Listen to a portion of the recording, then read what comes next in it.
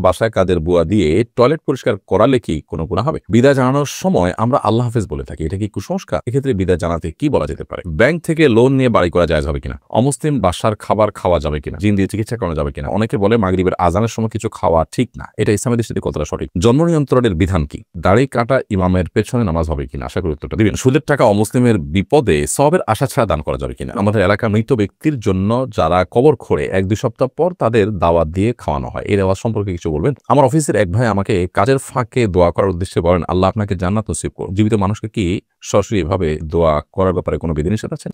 জাহিদ হাসান ইমন লিখেছেন, জিন দিয়ে চিকিৎসা করানো যাবে কিনা? জিনে ইস্তেআনা বিল জিন বা জিনের সাহায্য গ্রহণ করা ইসলাম শরিয়ার দৃষ্টিকোণ থেকে জায়েজ কোনো কাজ নয়। বিধায় ইস্তেআনা বিল জিন এটা নিষিদ্ধ ইসলাম শরিয়ার দৃষ্টিকোণ থেকে। তবে কোনো ক্ষেত্রে খুব লিমিটেড পরিসরে তাদের সহযোগিতা ভাবে না যায় এবং গুনাহের কথা এভাবে ট্রিটমেন্ট করা জায়েজ নয়। নিঝুম নিশি আইডি আপনি লিখেছেন, আমাদের এলাকায় অনেকে বলে মাগরিবের আজানের সময় কিছু খাওয়া ঠিক না, এটা ইসলামের দৃষ্টিতে কতটা সঠিক? মাগরিবের আজানের সময় কোনো কিছু খাওয়া ঠিক না এরকম কোনো কথা কোরআন হাদিসে কোথাও বলা হয়নি, এটা একেবারেই কুসংস্কারের জন্য বিশ্বাস। দিন এবং রাত 24 ঘন্টার ভিতরে এমন কোনো সময় যে সময়টাতে খাওয়ার ব্যাপারে শরীরের কোনো বিধিনিষেধ আরোপ করা হয়েছে যে এই সময় খাওয়া ঠিক না, এই সময় খাওয়া ভালো না। ঘুমের ব্যাপারে বলা হয়েছে মাগরিবের পরে ঘুমানো ভালো না, এশার আগে নবী সাল্লাল্লাহু আলাইহি ওয়াসাল্লাম এই সময় ঘুমটাকে অপছন্দ করতেন, এটি এশার নামাজকে রিস্কের মধ্যে ফেলে দিতে পারে, সেটি ভিন্ন বিষয়। এর বাইরে মাগরিবের সময় খানা খাওয়া নিষেধ, পান করা নিষেধ এরকম কোনো কথা কোনো দেশে বলা হয়নি। আসওয়াত এই আইডি থেকে আপনি লিখেছেন, আমার অফিসের এক ভাই আমাকে কাজের ফাঁকে দোয়া করার উদ্দেশ্যে বলেন, আল্লাহ আপনাকে জান্নাত নসিব করুন। জীবিত মানুষকে কি সরাসরি এভাবে দোয়া করার ব্যাপারে কোনো বিধিনিষেধ আছে না? জান্নাত জীবিত মৃত যে কোনো ব্যক্তির জন্য কামনা করা যেতে পারে। আমরা নিজেদের জন্য আল্লাহর কাছে জান্নাত চাইবা তখন ফেরদাউস চাইবা, জান্নাতুল ফেরদাউস চাইবা, এটা সবচেয়ে উঁচু পাপের জান্নাত। সেজন্য জীবিত মানুষ নিজের জন্য যদি জান্নাত চাইতে পারেন, তার জন্য জান্নাত চাইতে কেন পারবে না? কোনো অসুবিধা নেই। জামি ইসলাম শহীদ এই আইডি থেকে আপনি লিখেছেন, জন্ম নিয়ন্ত্রণের বিধান কি?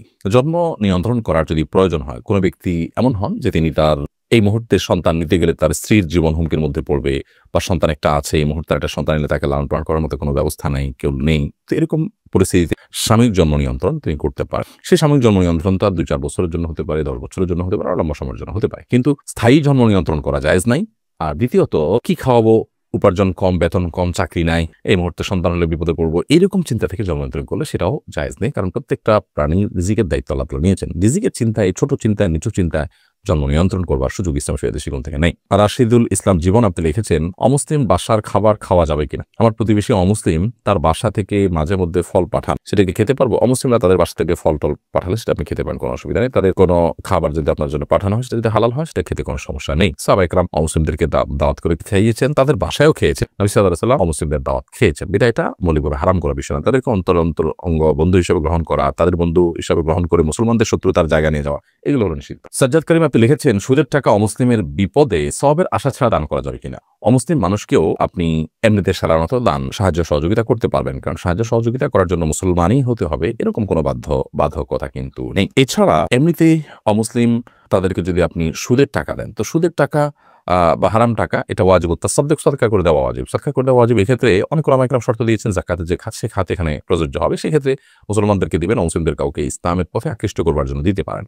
আর অনেক উলামা ইকরাম অবশ্যই এটাকে ব্যাপকভাবে যে কোনো কল্যাণমূলক কাজে ব্যয় করার পারমিশন দিয়েছেন, যে কোনো কল্যাণমূলক কাজে আপনি ব্যয় করতে পারেন। কামরুল জামাল আপনি লিখেছেন, আমি আসাম থেকে বলছি, দাড়ি কাটা ইমামের পেছনে নামাজ হবে কিনা? আশা করি উত্তরটা দিবেন। দাড়ি কাটা ইমামের পেছনে নামাজ পড়লে আপনার নামাজ হয়ে যাবে, বাট এরকম ব্যক্তিকে ইমাম হিসেবে নিযুক্ত করা অনুচিত। এরকম ইমামকে ইমাম হিসেবে নিযুক্ত করবেন না কর্তৃপক্ষ। যার দাড়ি কাটা আছে, দাড়ি ছাঁচা আছে, দাড়ি ছোট, সুন্নাহ সম্মত দাড়ি তিনি রাখেন না, এরকম ইমামকে ইমাম হিসেবে নিযুক্ত করা কর্তৃপক্ষের দায়িত্ব অবহেলার সামিল। যদি নিযুক্ত করে ফেলে, আপনার বিকল্প কোনো জামাতে শামিল হওয়ার সুযোগ না থাকে, তাহলে এই ব্যক্তির পিছনে নামাজ পড়লে আপনার নামাজ আদায় হয়ে যাবে। ওলামায়ে কেরাম ফাসেক বা যে ইমাম গুনাহ করে সেটা প্রকাশ্যে যার গুনাহটা একেবারে থাকে, সেরকম গুনাহ ইমামের পিছনে সালাত আদায় করাটাকে মাকরুহ বলেছেন, বাট নামাজ হয়ে যাবে। নিশার আপনি লিখেছেন, আমার শারীরিক অসুস্থতার কারণে আমি মা হতে পারছি না, এমন কোনো আমল আছে কিনা যার মাধ্যমে রোগ মুক্তির মাধ্যমে আমি মা হতে পারবো? দেখুন বোন, সব অসম্ভবকে সম্ভব করার জন্য আল্লাহর পয়গম্বরের কাছে কায় মনোবাক্যে চোখের পানি ফেলে দোয়া করতে থাকা উচিত, অনবরত।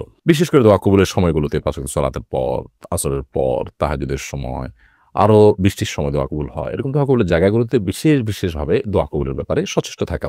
এর বাইরে আল্লাহর কাছে সাদাকা করা, দুরুদ এবং ইস্তেগফারের আমল করা, দোয়া ইউনুস করা এবং ইব্রাহিম সালাম এবং জাকারিয়া সালাম দুজন নবী আল্লাহ তাআলার বার্ধক্য বয়সে আল্লাহ তাআলার কাছে সন্তান পেয়েছেন যে দোয়া করে, সেই দোয়াগুলো আপনি করতে পারেন। রব্বি হাবলি মিনাস সালিহিন, রব্বি লা তাদারনি ফারদা ওয়া আনতা খায়রুল ওয়ারিসিন, এই দোয়াগুলো আপনি পড়তে পারেন এবং আল্লাহ তাআলার কাছে আপনি পরিপূর্ণ মনোনিবেশ করবেন। কিন্তু আপনার মানসিকভাবে প্রস্তুতি থাকা উচিত, যদি আল্লাহ তাআলা আমাকে সন্তান না দেন তাহলে এর মধ্যে আমার কল্যাণ আছে এবং সেটাকে আমি মেনে নেব মানসিকভাবে, সেই সদিচ্ছা আপনার থাকতে হবে। ফয়সাল আহমেদ আপনি লিখেছেন, ব্যাংক থেকে লোন নিয়ে বাড়ি করা জায়েজ হবে কিনা? ব্যাংক থেকে লোন নিয়ে যদি বাড়ি করেন তাহলে সেক্ষেত্রে সুদি লোন নিয়ে বাড়ি করলে সেটি অবশ্যই হারাম হবে। মানুষ বেঁচে থাকার জন্য মাথা গোজাবার একটা ঠাঁই থাকার দরকার আছে, কিন্তু হারাম উপার্জন করে কিংবা সুদভিত্তিক লোন নিয়ে বাড়ি করার কোনো প্রয়োজন নেই। একজন ইমানদার সুদকে সর্বতভাবে বর্জন করার চেষ্টা করবেন, সেটি যদি না করেন তাহলে তিনি গুনাহগার হবেন। অতএব শুধু লোন নিয়ে বাড়ি করা জায়েজ নয়। আপনি যদি শরিয়া ভিত্তিক লোন নিতে পারেন তাহলে তার পদ্ধতিটা এমন হতে পারে যে যিনি আপনাকে লোন দিয়েছেন তিনি আল্লাহর জন্য দিয়েছেন, সাধারণত ব্যক্তি পর্যায়ে এটা হতে পারে, অথবা যিনি লোন দিয়েছেন বা যে প্রতিষ্ঠান লোন দিয়েছে তারা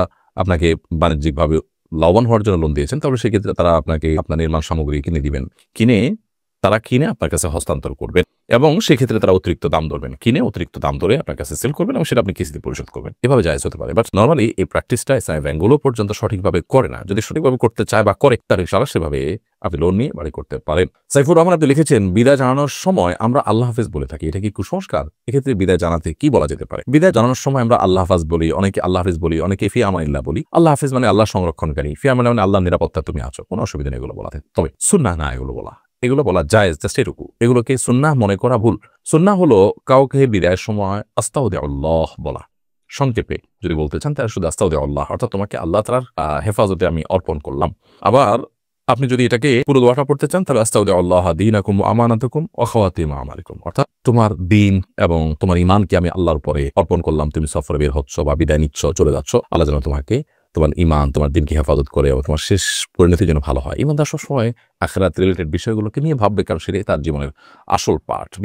সেই জায়গা থেকে আপনি ওই পুরো দোয়াটা পড়বেন, আস্তাউদিআল্লাহ দীনাকুম ওয়া আমানাতাকুম, তোমার দিন এবং তোমার আমানতকে আল্লাহ তাআলা হেফাজত করুক, ওয়া খাওয়াতিমা আমালিকুম, এবং তোমার আমলকে আল্লাহ তাআলা বা তোমাদের আমলকে আল্লাহ তাআলা হেফাজত করুক। আর যদি পুরো দোয়া মুখস্থ না থাকে শুধু আস্তাউদিআল্লাহ বললে, বাকি ফি আমানিল্লাহ বা আল্লাহ হাফেজ, যেটাতে ওই দোয়ার মর্ম আসে, আল্লাহ হেফাজত করুক, আল্লাহ নিরাপত্তায় তোমাকে দিলাম, ওই দোয়ারই মর্মটা চলে আসে। এরপর প্রশ্ন করেছেন আসমা সাহা, আপনি লিখেছেন, অসুস্থতার জন্য বাসায় কাজের বুয়া দিয়ে টয়লেট পরিষ্কার করালে কি কোনো গুনাহ হবে? কোনো অসুবিধা নেই। আপনার অসুস্থতার কারণে হোক অথবা অন্য কোনো কারণে হোক, আপনার টয়লেট অন্য কাউকে দিয়ে পরিষ্কার করলে আপনার কোনো গুনাহ হবে বা আপনার ইবাদত বন্দেগীর কোনো অসুবিধা হবে বা বান্দার হক নষ্ট হবে, এরকম না। তাকে ন্যায্য প্রাপ্য তাকে দিয়ে দিবেন, পাওনা তাকে দিয়ে দিবেন এবং পারিশ্রমিকের বিনিময়ে কাজ করাতে কোনো অসুবিধা নেই। রোকাইয়া আপনি লিখেছেন, আমাদের এলাকার মৃত ব্যক্তির জন্য যারা কবর খোঁড়ে 1-2 সপ্তাহ পর তাদের দাওয়াত দিয়ে খাওয়ানো হয়, এই দাওয়াত সম্পর্কে কিছু বলবেন? মৃত ব্যক্তির জন্য যারা কবর খোঁড়বে এটা তাদের চ্যারিটি হওয়া উচিত, সেবামূলক কাজ হওয়া উচিত, আল্লাহর জন্য হওয়া উচিত, এটা কোনো বিনিময় নেওয়া উচিত না। আর যদি কোনো প্রতিষ্ঠানের তরফ থেকে কাউকে আপনার শ্রমিক হিসাবে নিয়ে কাজ করানো হয় তাহলে সেক্ষেত্রে তিনি শ্রমিক ভিন্ন কথা। বাট যিনি কাজ করবেন তিনি দায়িত্ব হিসাবে যখন কাজ করছেন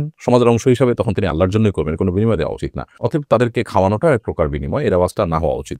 এমনিতেই আপনি এলাকাতে যারা প্রিয়জনকে হারিয়েছেন তাদেরকে, অর্থাৎ যিনি মারা গেছেন তার জীবিত আত্মীয় স্বজনকে এলাকাবাসী খাওয়ালো, তাদের পাশাপাশি আশপাশে এলাকাতে আরো কিছু লোককে খাওয়ালো, তারা সেটা ভিন্ন বিষয়। বাট এই কবর খোঁড়া মানুষকে খাওয়ানোটা রেওয়াজে পরিণত হয়েছে, তাদেরকে এটা এক ধরনের পারিশ্রমিকের অংশ হিসাবেই দেওয়া হয়, এটা উচিত না। বরং কবর খোঁড়ার কাজটা সমাজের গরিব মানুষ কেন, বিত্তবানদের মধ্য থেকে কেউ সেবামূলক অংশ হিসেবে করবে, সেবামূলক কাজের অংশ হিসেবে করবে, এবং মানুষ মারা যাওয়ার পর তার কবর দেওয়াটা কিন্তু ফরজে কিফায়া, সমাজের কেউ যদি না করে সবাই গুনাহগার হবে। বিধায় এটার জন্য উদ্যোগ নেওয়া উচিত এবং এটার কোনো বিনিময় গ্রহণ করার মানুষকে থাকা উচিত না।